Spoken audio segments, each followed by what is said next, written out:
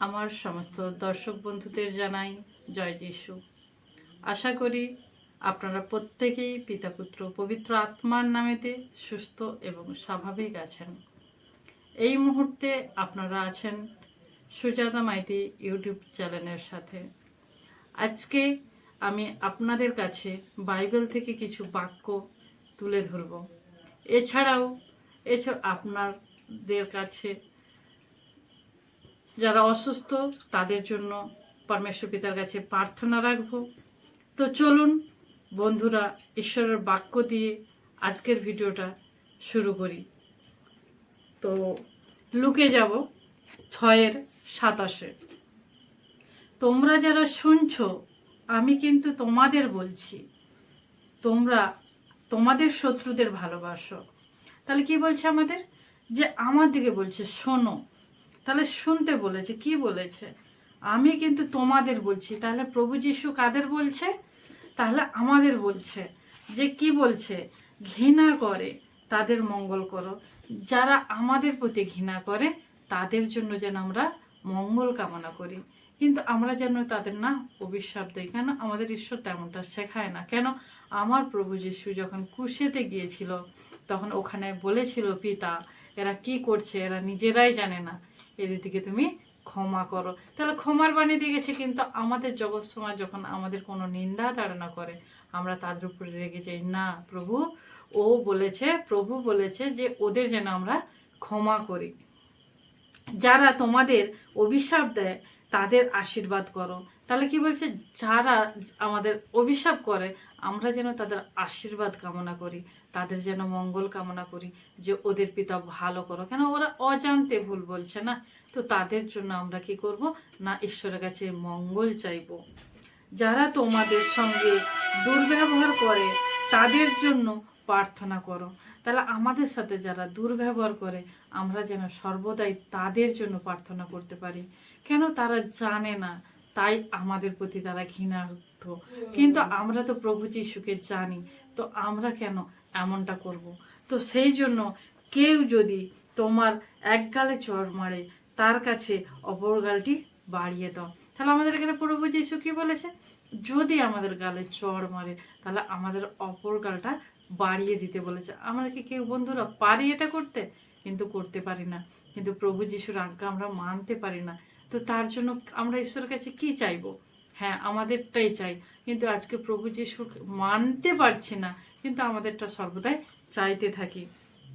কেউ যদি তোমার চাদর কেড়ে নেয় তাকে তোমার জামাটা নিতে দাও। তাহলে আমাদের যদি কেউ পোশাক চায় তাহলে আমাদের খুলে দেওয়া উচিত না উচিত না? কিন্তু আজকে প্রভু যিশু বলেছে, কিন্তু আজকে আমরা তাদের জন্য প্রার্থনা করব যেন তাদেরও পোশাকের অভাব না থাকে। কেন? প্রভু যিশু এখানে বলে গেছে শুধু প্রার্থনা করো। তোমরা কাছে যে তোমার কাছে যে যা চায় তাকে দাও। তাহলে আমাদের কাছে যে যা চাই, তো কি চাইবে? হ্যাঁ, আমাদের দেওয়ার কোনো ক্ষমতা আছে? কিন্তু কোনোই ক্ষমতা নেই। কিন্তু হ্যাঁ, প্রভু যিশুর আছে। তো সেই প্রভু যিশুর কাছে আমরা প্রার্থনা করব, আর প্রভু যিশুই দেবে। আর তোমার কোনো জিনিস যদি কেউ নেয় তবে তা ফেরত চেও না। তো সে স্বেচ্ছায় যদি দেয় তাহলে কেন? আমরা যে প্রভু যিশুর কাছে চাই, প্রভু যিশু যে দেয়, প্রভু যিশু কি ফেরত নেয়? নেয় না। তাহলে আমরা কেন আজকে নেই? হ্যাঁ বন্ধুরা, আমরাও যেন এই প্রভু যিশুর আজ্ঞা মেনে চলতে পারি। কেন? প্রভু যিশু তার বাক্যেতে লিখে গেছে, আমার থেকেও তোমরা মহৎ মহৎ কার্য করবে। তাহলে আমরা সে কার্যে যেন নত হই। হ্যাঁ, প্রভু যিশু বলে গেছে, আমরা তার কথা যেন মানতে পারি। অন্যের কাছ থেকে তুমি যেমন ব্যবহার পেতে চাও তাদের সঙ্গে তুমি তেমনি ব্যবহার করো। তাহলে আমরা অন্যের কাছে কি ব্যবহার পাই? আজকে আমরা যে বন্ধুরা আছি আমরা কত ভালোবাসা পেয়েছি, কিন্তু আজকে আমরা জগৎ সমাজকে সেই রূপ ভালোবাসা দিতে পারি না। কেন? একটাই বলি, ওরা ঈশ্বরে আসে না। তো ঈশ্বরে আসবে কেমন করে বন্ধুরা? ওদের জন্য যদি আমরা না প্রার্থনা করি তাহলে ওদের জন্য আজকে আমাদের প্রার্থনা করতে হবে। তো চলো বন্ধুরা, আজকে ওদের জন্য আমি একটু প্রার্থনাতে যাই। তো সত্য পিতার ধন্যবাদ হোক প্রভু যিশুর নামে। প্রভু যিশুকে আমার হৃদয় অন্তর থেকে ধন্যবাদ। তো প্রভু, এখানে ওদের জন্য প্রার্থনা করি প্রভু গো, ওরাও যেন তোমার কাছে আসতে পারে প্রভু। হ্যাঁ প্রভু, ওরা জানে না। তো ওরা কি জানে না প্রভু? তোমায় চিনে না, তো ওরা যেন তোমায় চিনতে পারে আর তোমার সত্য বাক্য জানতে পারে, সত্য পথে চলতে পারে। হ্যাঁ প্রভু, আমাদের পাড়া প্রতিবেশী, আত্মীয় স্বজন, বন্ধু বান্ধব সবাইকে তুমি সুন্দর রেখো, সবাই যেন সুস্থ থাকে, সবল থাকে। তো আমি তোমার কাছে এই কামনা করি, কেননা তুমি মতির সাথে সাথে বলেছো না, যাত্রা করো দেওয়া যাবে, অন্বেষণ করো পাইবে, দ্বারে আঘাত করো দ্বার খুলে দিয়ে যাবে। তো আমি সবার জন্য প্রার্থনা করি প্রভু গো, সবাইকে যেন তুমি সুন্দর রেখো, প্রত্যেকটা দিন যেন প্রত্যেকটা সন্তানের মঙ্গলজনক হয় প্রভু।